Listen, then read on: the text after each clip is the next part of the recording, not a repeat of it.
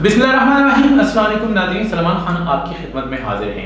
नाज़रीन, गुफ्तार चैनल पर हम आपके लिए एक इंफॉर्मेटिव प्रोग्राम लेकर आए हैं और ये प्रोग्राम इस तरह से है कि आज के दिन से लेकर क़यामत के दिन तक जो वाक़यात रोनुमा हो सकते हैं या होने वाले हैं अहादीस की रोशनी में और रसूलुल्लाह सल्लल्लाहु अलैहि वसल्लम की जो हमारे सामने अहादीस हैं, बेशक हम उसी के पस मंज़र में इन चीज़ों का जिक्र करेंगे और साथ साथ में जो वाक़यात रोनुमा हो रहे हैं दुनिया में, दुनिया आलम में, उसको भी जिक्र करेंगे। नाज़रीन, थोड़ी सी कशीदगी पाकिस्तान और हिंदुस्तान में बढ़ती हैं तो हम ग़ज़वा हिंद के नारे लगाना शुरू कर देते हैं। क्या ग़ज़वा हिंद बहुत करीबी हैं? क्या ग़ज़वा हिंद इस हालात में हो सकती हैं? इस पर भी हम बात करेंगे। लेकिन इन सारी चीज़ों को ग़ज़वा हिंद से लेकर मलहमतुल कुबरा, दज्जाल की आमद, हज़रत इमाम मेहदी रज़ियल्लाहु अन्हु के ज़हूर से हज़रत ईसा अलैहिस्सलाम के नज़ूल और उसके बाद दज्जाल के ख़ात्मे और दज्जाल के बाद जो यहूदियों का खात्मा और यहूदियों के खात्मे के बाद एक जानवर का निकलना, अजूज माजूज का आना, क़यामत का के मंजर से पहले सूरज का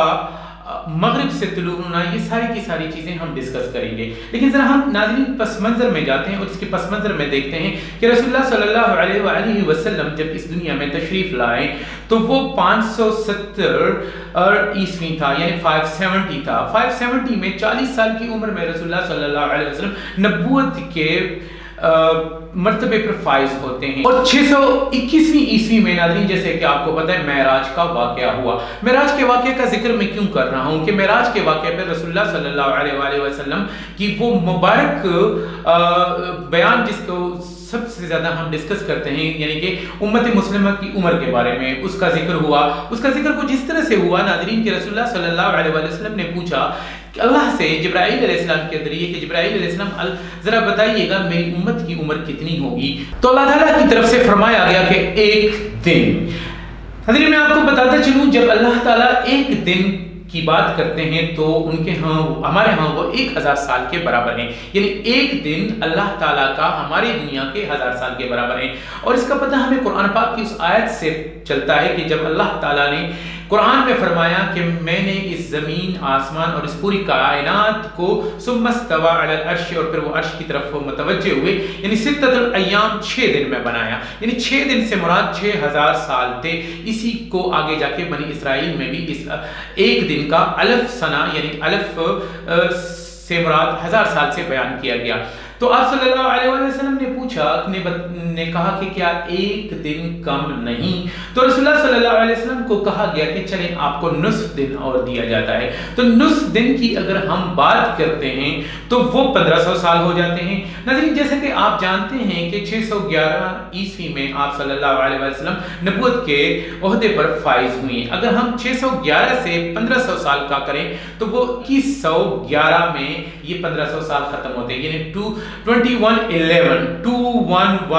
याद रखिएगा। 211 के साथ 11 3 दफा का हिंसा है, यानी एक अल्लाह, एक नबी, एक मजहब, एक कुरान, ये सारी चीज़ें तो हम अपनी जगह पर हैं। 2111।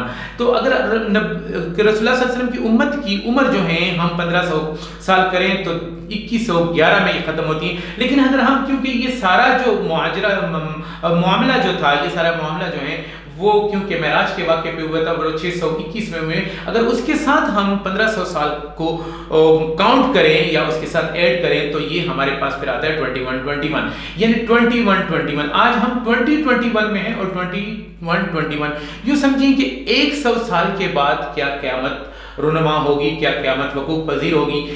नाज़रीन, ये कोई नहीं जानता, क्योंकि मुस्तक़बिल के बारे में अल्लाह ताला ही जानता है। अल्लाह के अलावा किसी के पास ये इल्म नहीं है। हमारे पास सिर्फ इशारे होते हैं, किनाए होते हैं, जो हम अहादीस से लेते हैं, जो हम कुरान पाक से लेते हैं, या जब हम बुजुर्गान दीन से लेते हैं। हम हतमी तौर पर कल की बात प्रिडिक्शन नहीं कर सकते और ना ही हमें करनी चाहिए, लेकिन फिर भी एक कैलकुलेशन होती है और वो कैलकुलेशन हम करते हैं। अगर ऐसा है तो क्या दुनिया की उम्र 100 साल रह गई है और इस 100 साल में क्या और किस तरह से होने वाला है? तो इन सारी चीजों को हम उस पस मंजर में देखेंगे। हम ग़ज़वा हिंद का भी जिक्र करेंगे और हम ग्रेटर इसराइल का भी जिक्र करेंगे। नाज़रीन, सबसे पहले मैं जरा आपको इस प्रोग्राम के पहले हिस्से में ग्रेटर इसराइल की बात बताऊंगा। जब यहूदियों को हिटलर ने जर्मनी और यूरोप से मारना शुरू किया और यहूदी वहां سے بھاگ کر آئے تو وہ یروشلم یعنی جو موجودہ اسرائیل ہے وہاں پر جا کے جمع ہوئے اور وہاں پر جا کے وہ رہنا شروع ہو گئے۔ 1967 میں 6 ڈیز وار جو بہت مشہور ہوئی، گریٹر اسرائیل کا عمل اس وقت سے ہی شروع ہو گیا تھا کہ جب 1967 میں یعنی 1967 میں سب سے پہلے اسرائیل نے 6 دن کی جو وہ جنگ تھی وہ لڑی۔ وہ جنگ ناظرین مصر، شام اور اردن کے خلاف لڑی گئی اور ان کے بہت سے علاقوں کو پر قبضہ کر کے یہودیوں نے وہاں پر اپنا اسرائیل یا یروشلم کا جو علاقے تھے ان سے چھین کر وہاں پر بسنا شروع کر دی گیا، اور یوں اسرائیل جو ہیں اور جو موجودہ یروشلم ہیں وہ یہودیوں کے قبضے میں چلا گیا۔ گریٹر اسرائیل ناظرین اس وقت سے ہی شروع ہو گیا۔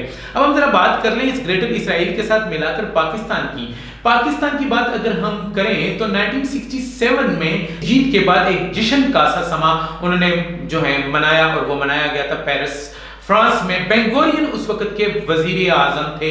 میں آپ کو ذرا بتاتا چلوں کہ بین گورین نے جو الفاظ کہے تھے تو بین گورین نے اس وقت کہا تھا، کیونکہ یہ اسرائیل گریٹر اسرائیل جو تھا یا یہ جو اسرائیل کا جو آغاز ہوا تھا یہ بالکل فلسطین میں ہوا، تو فلسطین کے ساتھ اسرائیل میں ہوا، قریب ہیں، تو ارد گرد جو ہیں ممالک کون سے تھے؟ عرب کے ممالک تھے۔ تو پہلا خطبہ یا پہلا خطاب کرتے ہوئے بین گورین نے کہا کہ اے یہودیوں، اے میرے ہم وطنوں، ہمیں عرب کے ان لوگوں سے، عرب سے کوئی خطرہ نہیں ہے۔ اگر ہمیں خطرہ ہے تو ہمیں پاکستان سے خطرہ ہے۔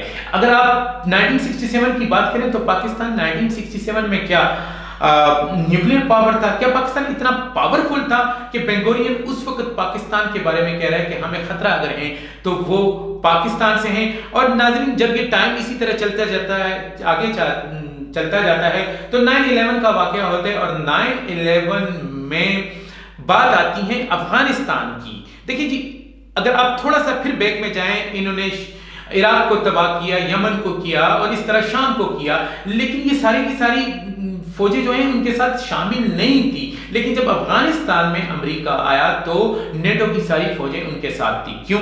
کیونکہ یہودی بخوبی جانتے ہیں رسول اللہ صلی اللہ علیہ وآلہ وسلم کی اس حدیث کے بارے میں کہ خراسان سے کالے جھنڈے والے اٹھیں گے اور اس لشکر کو کہیں پر روکا نہیں جائے گا، اور یہ لشکر سیدھا یروشلم پر جا کر قابض ہوگا۔ تو ناظرین اس بات کا یہودیوں کو علم ہے۔ اب ہم ذرا بات کریں گے رسول اللہ صلی اللہ علیہ وآلہ وسلم کی اس حدیث کے بارے میں کہ جس میں رسول اللہ صلی اللہ علیہ وآلہ وسلم نے کہا کہ عرب کی تباہی ہے، عرب تباہ ہوگا لیکن عرب سے پہلے فارس تباہ ہوگا۔ تو ناظرین سب سے پہلے ہم آپ کو بتائیں گے کہ عرب کیسے تباہ ہوگا اور فارس پر یہودیوں کا قبضہ کیسے ہوگا، اور اس کے بعد غزوہ ہند کہاں ہے اور وہ کب اور کیسے ہوگی۔ تو اس پہ ہم اپنی پریڈکشن کریں گے، یہ حتمی طور پر نہیں ہوگی۔